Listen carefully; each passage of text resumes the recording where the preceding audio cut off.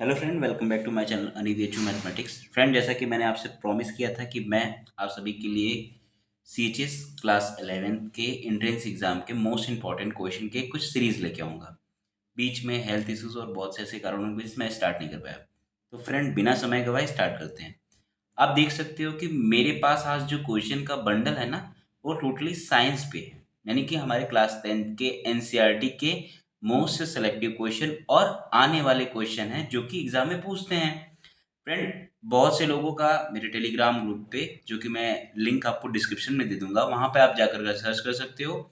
आपको डेली के बेसिस पे कुछ ना कुछ क्वेश्चन आपको वहां मिल रहे हैं और ये एग्जाम के अंत तक मिलेंगे। टेलीग्राम पे तो मेरा कंटिन्यू है, यूट्यूब पे मेरे नहीं हो पा रहे थे।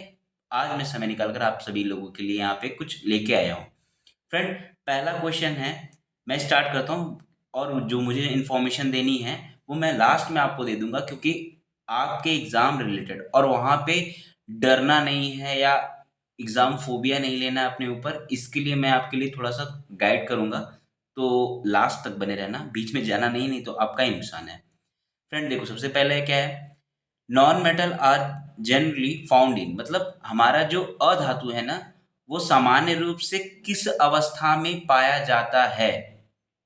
समझ रहे हो आप?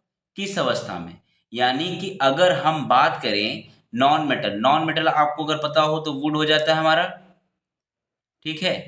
और क्या होता है? और बताइए। किसी ने बोला सर कांच भी होता है, हाँ ले लो भाई, कांच भी होता है जिसको हम लोग लेड बोलते हैं, ठीक।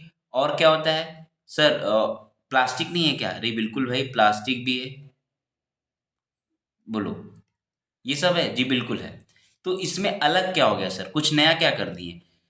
क्वेश्चन है कि इसमें कौन सी अवस्था में पाया जाता है भाई साहब नॉन मेटल। तो आप लोगों ने बेसिकली उसे सॉलिड फॉर्म में और लिक्विड में देखा है। अगर लिक्विड का नहीं एग्जाम्पल याद है तो बी आर वाटर, जिसको ब्रोमीन वाटर कहते हैं, लिक्विड पाया जाता है रूम टेम्परेचर पे। सॉलिड में ये सारे सॉलिड ही तो हैं। क्या किसी ने कांच को लिक्विड देखा है घर पे लगते हुए? नहीं ना। तो ये सॉलिड और लिक्विड, यानी हमारा ऑप्शन होगा ये। उम्मीद करता हूँ ये समझ में आ रहा हो। क्लियर? ये क्वेश्चन आपके कहाँ का है बता दूं? ये आपके मेटल और नॉन मेटल चैप्टर से बिल्कुल मिडिल में दिया हुआ क्वेश्चन है, यानी कि वो बिल्कुल प्रिसाइजली अंदर से क्वेश्चन पूछते हैं। अब आप इसी क्वेश्चन को देख लो। Hydrogen is generally found in, जिन जिन लोगों को नहीं पता वो देख लें।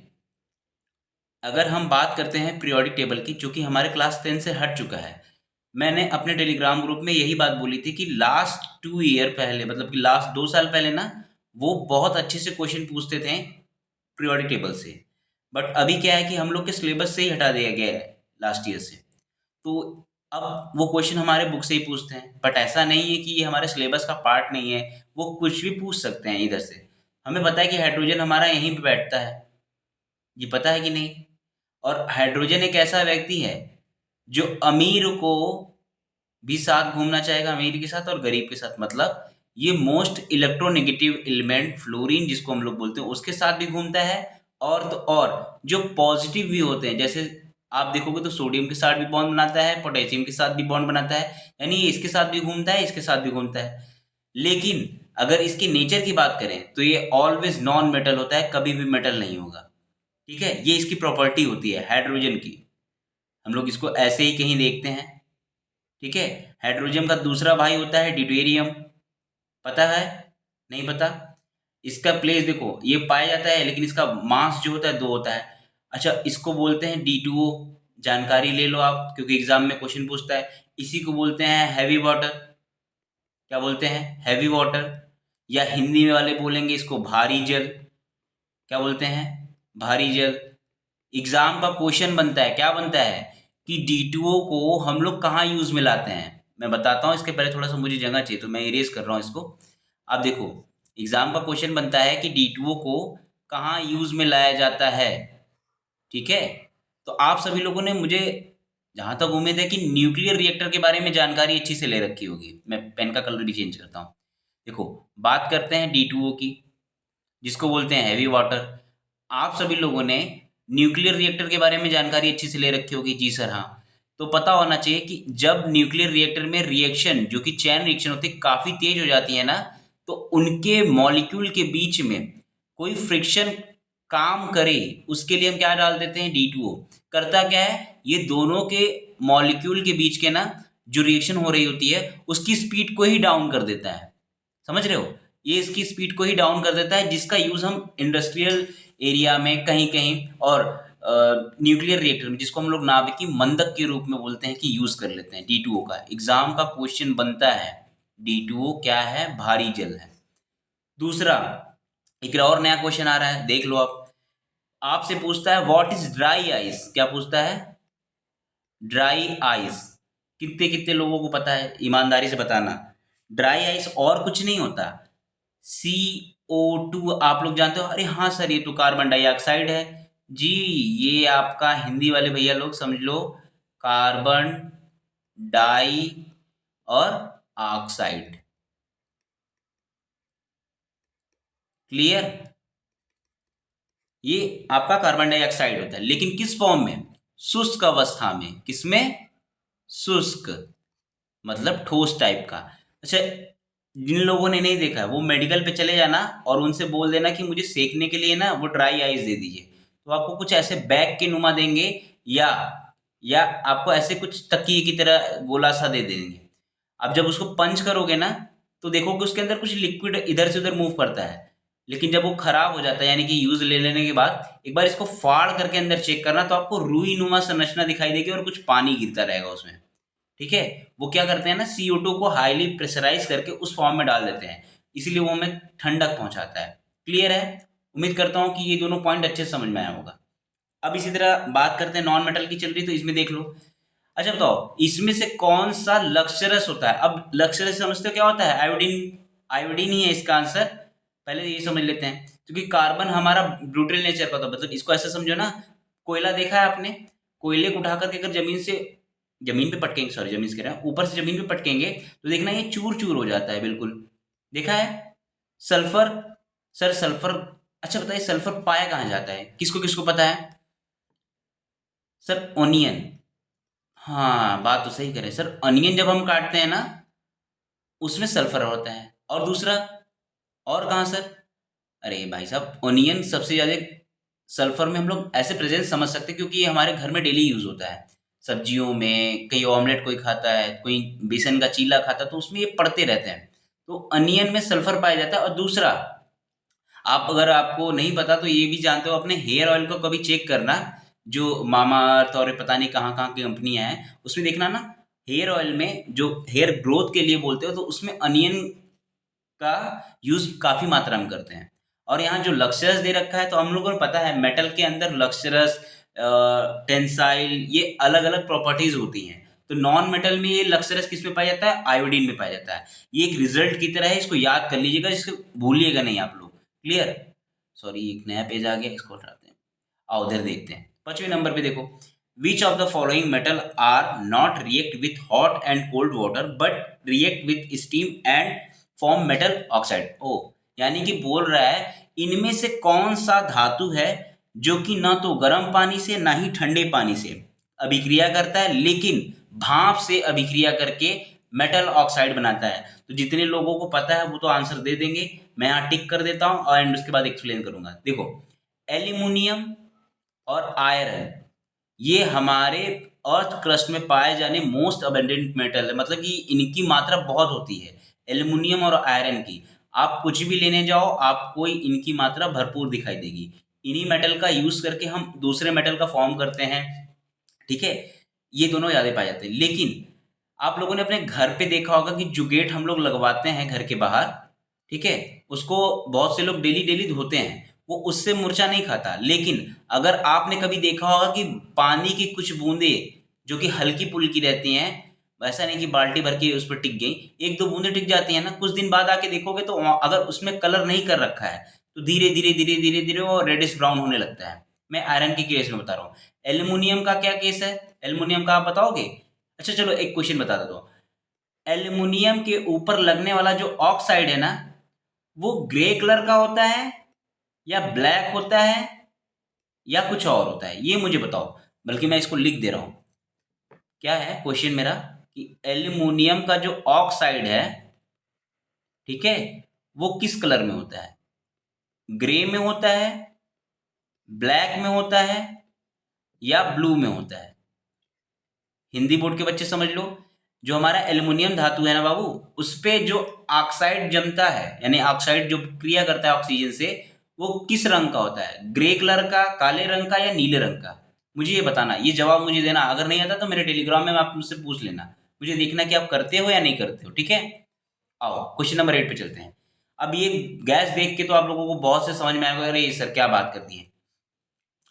ये क्या है? लॉफिंग गैस, यानी हंसने वाली गैस। कौन सा उसका फॉर्मूला क्या है? N2 है, NO है, NO2 है? बताओ बताओ बताओ बताओ। मैं ही छोड़ रहा हूँ, मैं नहीं बताने वाला हूँ, सच्ची बता रहा हूँ, मैं नहीं बताऊंगा। नाइट्रोजन ऑक्साइड हमें पता है, वो नाइट्रस ऑक्साइड होता है। मैंने ये तो बता दिया कि वो नाइट्रस ऑक्साइड होता है। फॉर्मूला आप मुझे कमेंट में बता देना या मेरे टेलीग्राम पे, ठीक है? ये आपके लिए एक तरह से होमवर्क है, क्योंकि मुझे देखना है बॉस आप कितना कर रहे हो। दूसरा, 9th नंबर क्वेश्चन, ये सबसे ज़्यादा पूछने जाने वाला क्वेश्चन होता था तब जब हम लोग पीरियोडिक टेबल पढ़ते थे, यानी कि ये जब हम लोग पढ़ते थे ना, तो उसका सबसे फेवरेट क्वेश्चन यही होता था। मतलब लास्ट सीएचएस के अंदर ये चेंजेस तो बहुत अच्छा कर दिया है उन लोगों ने कि एक क्वेश्चन आपके 4 मार्क्स के कर दिए। लास्ट जो 100 क्वेश्चन थे उसके 400 मार्क्स बन रहे थे, तो उसमें ना लोगों को नंबर को ग्रिप करने में बड़ा आसानी हो रहा था। पूछो कैसे? अगर एक क्वेश्चन सही किया तो आपको 1 मार्क्स मिलते थे, लेकिन एक क्वेश्चन सही किया तो 4 मार्क्स मिलते हैं ना। तो इस पे जो आपका परसेंटाइल होता था, यानी कि आपके सही करने के जो रेशियो होते थे ना, वो काफ़ी सही हो जाते थे इस पे। समझ रहे हो? अब देखो विच ऑर्डर इज करेक्ट, तो याद रखना, मैग्नीशियम, एल्युमिनियम, जिंक और आयरन, यही एक ऑर्डर है। अगर आप ध्यान से देखो ना मेटल उसमें पीरियोडिक टेबल में, तो जेडन एफ के बाद आता है, यानी एफ यहाँ कहीं आता है और जेडन यहाँ कहीं आता है। लेकिन चूंकि ये रिएक्टिविटी ऑर्डर है, तो मैग्नीशियम हम सबको पता है कि सबसे वर्सेटाइल होता है, मतलब खतरनाक तरीके से रिएक्ट करता है। अच्छा, आप लोगों ने अपने क्लास 10th के बुक में एक रिएक्शन पढ़ रखा होगा, जिसमें शुरुआत का ही है, देखोगे तो इसमें बर्नर से जलता हुआ है और एक वाइट कलर की स्ट्रिप को हम लोग किसी होल्डर से पकड़ करके, ठीक है, वो क्या कर रहे हैं, जला रहे हैं, और नीचे एक प्लेट लगा रखी है जिसमें वो ऐसे ऐसे गिरता हुआ नजर आ रहा है।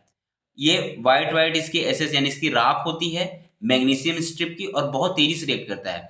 आमूमन क्या होता है कि कोई भी मेटल या कुछ भी जल रहा हो, जैसे हम लोग कागज है, अगर कागज को हम लोग आग लगा देते हैं, अभी सपोज करो कि हम यहाँ पे आग लगा देते हैं, कागज है, ठीक है, तो ये जल करके इसका जो राख मिलेगा वो कुछ काले काले रंग का मिलेगा। लेकिन मैग्नीशियम का जब हम ये पेपर जलाते हैं ना, तो हमको व्हाइट रंग की एसेस मिलती है। और दूसरी बात, कभी भी मैग्नीशियम मेटल अगर जल रहा हो ना, उसके ऊपर पानी फेंक दोगे तो क्या लगता है आपको, बुझ जाएगा? नहीं, वो और आग पकड़ लेगा, वो वाटर से भी ऑक्सीजन चुरा करके जलने लगता है। उम्मीद करता हूँ ये समझ में आ रहा हो, ठीक है? तो हमारा आंसर ये है। आइए आगे बढ़ते हैं। ये क्वेश्चन देखो, फॉर्मूला ऑफ क्लोरोफॉर्म, ये कौन बताने वाला है? बताओ बताओ बताओ बताओ, कोई बताएगा? चलो मैं हिंट देता हूँ, इन दोनों में से कोई एक है, 50-50 चांस, ये दोनों नहीं है। जो ट्राई करेगा मुझे कमेंट बॉक्स में बताना। ये जो फॉर्मूले है ना, ये हमारे पीरियोडिक टेबल से बहुत रिलेटेड होता है। अच्छा, ये मैं ये बता देता हूँ, चलो। ये क्लोरोफॉर्म है ना, अगर हम लोग इसको रुमाल के ऊपर ऐसे छिड़क दिए, ठीक है, अगर इसका छिड़काव अपने रुमाल पे कर लें ऐसे, और उसके बाद इसको किसी को स्मेल कराया जाए ना, किसी आदमी को स्मेल करा दिया जाए ना, तो वो बेहोश हो जाएगा। कितने मिनट में? वो 2 से 3 मिनट के अंदर बेहोश हो जाएगा। यानी कि ये एक तरह से कह लो तो थोड़ा सा, अगर एक्सेसिव मात्रा में डाल दिया जाए तो वो थोड़ा पॉइजनस नेचर की तरह बिहेव करने लगता है। लेकिन अगर इसको एक लिमिटेड मात्रा में डाला जाए तो ये हमारे जो सबकॉन्शियस माइंड है, या यूँ कह लो जो हमारा कॉन्शनेस है ना, उसको खत्म कर देता है, यानी बेहोश कर देगा। क्लियर है? तो ये मैं छोड़ रहा हूँ, ऐसा नहीं कि अपने लिए, आपके लिए। अच्छा, ये देख करके तो चमक जाना चाहिए। क्लास 10th का कार्बन एंड इट्स कंपाउंड का ये सबसे फेवरेट क्वेश्चन है। क्या है? बक मिस्टर फ्लोरीन का वो फुटबॉल लाइक स्ट्रक्चर वाला किसको याद है? जिसको याद है भाई देख लो, ठीक है, आप इसको देख सकते हो। इसमें क्वेश्चन ही पूछा गया है कि बक मिस्टर फ्लोरीन ने जो स्ट्रक्चर दिया था, जिसको हम लोग C60 बोलते हैं, उसका एक्चुअल में फॉर्मूला क्या है, किसे बोलते हैं? तो ये आंसर तो रटा होना चाहिए, मैंने ऐसे ही डाल दिया है। हाँ, अब इसका मुझे मेल्टिंग पॉइंट और बॉइलिंग पॉइंट ये बता देना जरा तो कमेंट में। मैं आज आपके लिए छोड़ भी रहा हूँ थोड़ा थोड़ा। देखो अब यहाँ दूसरा क्वेश्चन है कि इन structure of graphite one carbon atom is attach with. अब ये यूपी बोर्ड वाले बच्चे समझ लो कि ग्रेफाइट के स्ट्रक्चर के अंदर उसकी जो संरचना होती है उसमें एक जो कार्बन एटम होता है वो कितने कार्बन एटम के साथ रिएक्ट करता है, सॉरी कितने कार्बन एटम के साथ रिएक्ट करता है। तो हम देख लेते हैं, आओ ये है कुछ ऐसे। अब यहाँ पे जो ये एक एटम है ना, अब ये dash dash dash dash dash करके किसी तीसरे एटम के साथ रिएक्ट करता है, ठीक है। ये बिल्कुल ऐसे ही चल रहा है, मतलब ये यहाँ पे है और यहाँ पे। तो ध्यान से देखोगे तो आपको समझ में आ जाएगा कि हाँ ये क्या है। यानी एक कार्बन जो है ना वो तीन अलग अलग एटम के साथ रिएक्ट करता है, तीन अलग अलग कार्बन एटम के साथ। तो यहाँ आप आंसर भी समझ चुके होगे, क्लियर है। अब इसको देख लो, आप में से बहुत से लोग जानते हैं कि जो डेली लाइफ में हम लोग प्लास्टिक यूज़ कर रहे हैं ना, वो प्लास्टिक के बैग जो दुकानदार वाला भैया देते वक्त खूब गुस्सा करता है कि झोला नहीं लाते हैं बहन जी, भैया झोला लाया करिए, गवर्नमेंट हम लोग के ऊपर टैक्स लगा रही है। वो बात सही है, लेकिन क्या कर रहे हैं हम लोग अपने आदत से मजबूर है। क्यों? हम उसके यहाँ सामान ले रहे हैं तो प्लास्टिक देना तो उसका धर्म है। पर जरा समझना, क्वेश्चन ये है कि प्लास्टिक को बनाने में कौन से केमिकल का यूज़ करते हैं, वो भी उसके चैन सीरीज में होता है। तो बहुत से लोग कहेंगे सर मेथेन, सर मेथेन आप जानते हैं क्या होता है? हाँ सर, वो सेचुरेटेड हाइड्रोकार्बन होता है, मतलब संतृप्त हाइड्रोकार्बन होता है। ये क्या हो गया सर? मतलब सेचुरेटेड या संतृप्त हाइड्रोकार्बन उसे कहेंगे, ठीक है, जो सिंगल बॉन्ड बनाता हो, यानी ये सिंगल बॉन्ड बनाता है तो ये संतृप्त है। लेकिन हमें पता है कि जो प्लास्टिक बनाने वाला काम है ना सीधे लोगों से नहीं होगा, वो जो अपने आप में थोड़ा सा तेज रखते हैं, यानी जो डबल बॉन्ड की मेकिंग करेंगे वो ही बना सकते हैं। तो क्या इसमें देख लीजिए सर, इसमें अरे क्या भाई क्या बात कर रहे हो, चलो और एक चीज़ सीख लेते हैं हम लोग। क्यों सर क्या हो गया? देखो एक बात जहाँ तक समझ सकते हो समझ लो। क्या समझना है सर? समझना ये है कि हमें पता है कि एल्केन, एल्कीन और एल्काइन मतलब एक सिंगल बॉन्ड वाला होता है, क्लियर, और एक डबल बॉन्ड वाला होता है। सिंगल बॉन्ड, डबल बॉन्ड और ट्रिपल बॉन्ड आप लोगों ने अपने नॉमेनक्लेचर में इसका फंक्शनल ग्रुप और इसके सफिक्स और प्रीफिक्स को पढ़ रखा है, क्लास 10 की बात कर रहा हूँ, ठीक है। देखो जब हम सिंगल बॉन्ड की चेक करते हैं तो उसमें CnH2n+2 होता है, तो इसमें CH4 और C2H6 ये दोनों आ जाएंगे, क्लियर। लेकिन अब इसकी बात करें, सर C2H2 किस में आता है? ये है CnH2n वाले फॉर्मूले में। सर मिल गया।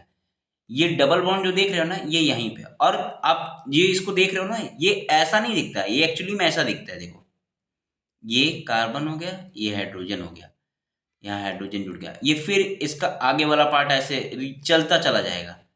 आप लोगों ने कई बार न्यूज़ में भी पढ़ा होगा कि समुद्र की सफाई करते वक्त कई ज़्यादा मात्रा में प्लास्टिक के ढेर मिले हैं, और जब कार्बन डेटिंग करी गई ना तो पता चला कि भाई साहब ये तो बहुत पुरानी प्लास्टिक है।